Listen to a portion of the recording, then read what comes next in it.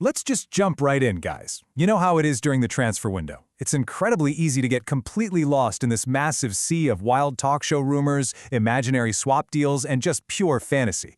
But every now and then, a piece of hard, verified journalistic fact drops, and it literally shifts the entire landscape. Take this, for example. Fabrizio Romano just posted, and I quote, "Ronald Araujo will travel tomorrow to Liverpool. Loan deal with a buy option close to 55 million euros. Boom. Just like that, we have confirmation. One of Barcelona's captains is shockingly exiting for the Premier League. A massive piece on the European chessboard just moved, and believe me, it's going to trigger an absolute shockwave. So, welcome to today's Explainer. We're going to meticulously track exactly how a single multi-million euro move like that triggers a massive continent-wide chain reaction. We're taking the raw data, the insider reports, and all those heated tactical debates, and we're breaking them down. We really want to figure out exactly how these financial dominoes fall. To make sense of the chaos, here's our roadmap for today.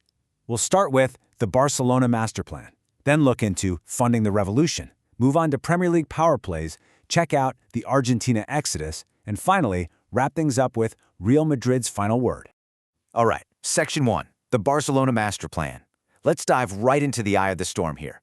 Barcelona's aggressive and frankly almost unbelievable pursuit of Manchester City's midfield absolute maestro Rodri. 60 million euros. That is the magic number right now. So sources are confirming that Barca's initial bid, which was 45 million plus 5 million in variables, was just firmly rejected by City. No go. But Barcelona is absolutely going all in here. Reports indicate they're prepping a second, much stronger offer right around that 60 million euro mark to finally secure the deal. And you know, there's a genuine belief across the board that this is actually going to happen. Word is, Rodri himself has made it pretty clear he wants the move. But look, bringing in a superstar of Rodri's caliber isn't just about finding the cash. It's a massive tactical dilemma. Pundits everywhere are fiercely debating this right now. Can Rodri and Pedri actually coexist effectively in Hansi Flick's new midfield? Think about it. On one hand, you've got Pedri. His absolute best performances historically happen when he's the sole central conductor, totally dictating the tempo. But then you drop Rodri in, arguably the best in the entire world at doing that exact same job. So does Flick create a system where both guys shine, or is someone going to have to sacrifice their natural game? It's a fascinating question.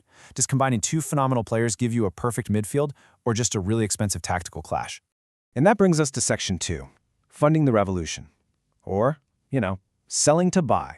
Because we really have to ask, how exactly does a club like Barcelona, a club with very well-documented financial struggles and strict salary cap limits, suddenly afford a 60 million euro marquee signing like Rodri? Well, the answer is an absolute exodus of talent. To fund this crazy master plan, Barca is actively negotiating the departure of several key players. They have to free up capital in that precious wage space. For instance, Ferran Torres has told the club he wants to head over to PSG, and Barcelona, they are more than ready to negotiate that fee. We've also got young talents like Rooney Bardalji, confirmed to be packing his bags, though Barca is hoping to slap a buyback clause on that one, while Marc Casadao is currently exploring his options with his agent, Jorge Mendes. They are literally clearing house. But the absolute centerpiece of this new financial war chest, that would be Ronald Araujo's confirmed loan to Liverpool. Not only does this get a massive salary off their books right this second, but it also comes with a staggering 55 million euro buy option for the summer of 2027. Now sure, it's not a mandatory buy clause, but it represents a potential massive windfall down the line. It gives Barcelona the financial breathing room they so desperately need to execute this midfield rebuild right now. Moving on to Section 3, Premier League power plays. Because while Barcelona is busy counting their coins and shuffling the deck, the Premier League is already countering with some absolutely massive spending of their own. The financial stakes this window are literally staggering. Asking prices are just totally hyperinflated. I mean, if you want Bradley Barcola right now, PSG is reportedly demanding an astronomical 140 million euros just to sit at the negotiating table. This is amid heavy Liverpool interest, by the way. Meanwhile, rising stars like Witty, they're commanding fees right in the 100 million euro neighborhood. We are living in a market where 87 million euros is simply the standard going rate for a proven midfield general. It's wild.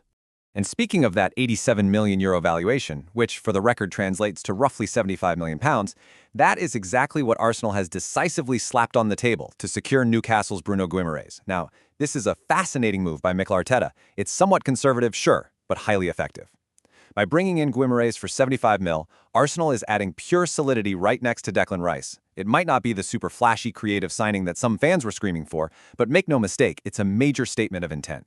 They are building a rock-solid foundation that can absolutely win a Premier League title. But you know what I find truly fascinating? Over in Manchester, City isn't just sitting on their hands while dealing with the potential loss of Rodri. They are actively, aggressively shaping their squad. First off, they quietly secured veteran goalkeeper Geronimo Rulli for a bargain €3.8 million from Marseille to back up Ederson. Smart business. But the big money? That's going elsewhere. They're in the final stages of a mammoth deal, hovering right near €100 million for the 18-year-old Moroccan sensation Wading Hully. And perhaps the most intriguing rumor of all, with Enzo Maresca taking the reins at Chelsea, there are heavy rumors linking Enzo Fernandez to Guardiola's side. City is basically preemptively spending to make sure their total dominance remains completely untouched. Let's shift gears to Section 4, the Argentine Exodus. Because the ripple effect of all these massive Premier League and La Liga power moves, it's pushing a huge wave of Argentine talent to new clubs all across Europe. This tactical shuffling has created a really fascinating migration pattern. You've got high-profile Argentine players finding new homes in Italy and Spain, and it's mostly to secure crucial playing time and rediscover their top form. Take Franco Mastantuono. Minutes were getting pretty scarce for him at Real Madrid, so he's heading to Fiorentina on loan. Honestly, it's a brilliant move, very reminiscent of Nico Paz's super successful stint at Como. Then you have Nahuel Molina, who's leaving Atletico Madrid for Roma in a closed €18 million deal. He really needed a fresh start after things kind of fractured with the fans in Madrid. And young Facundo Buonanotte, he's embarking on his fourth consecutive loan, leaving Brighton for Elche. The trend here is super clear. Talented players are prioritizing actual minutes on the pitch over just sitting on the bench at super clubs. Meanwhile, the biggest Argentine saga of them all is still completely unresolved. Despite this heavy, relentless interest from Barcelona, Diego Simeone has publicly drawn a line in the sand. He came out and said, "From a sporting perspective, we are very happy to have a footballer like Julian. We will help him so he continues to grow." Translation? Atletico has zero intention of letting the spider go. They want him growing right there in Madrid. It's a massive standoff right now. Barca wants him desperately, but Atletico is holding a firm line, making this one of the most tense, unresolved stories of the entire window. Which brings us to our final section, Section 5, Real Madrid's final word. Because amidst all this chaotic movement, frantic spending, and crazy tactical reshuffling, the reigning European champions have gone for a completely different strategy: ultimate stability. Real Madrid's definitive statement this window didn't actually come from a flashy new signing. It came from locking down their franchise star. Rejecting what were allegedly some massive, completely astronomical financial offers from Arsenal, Vinicius Jr. has chosen legacy over a Premier League payday. He officially committed his absolute prime years to Real Madrid, signing a contract extension that keeps him locked in Spain all the way until 2032.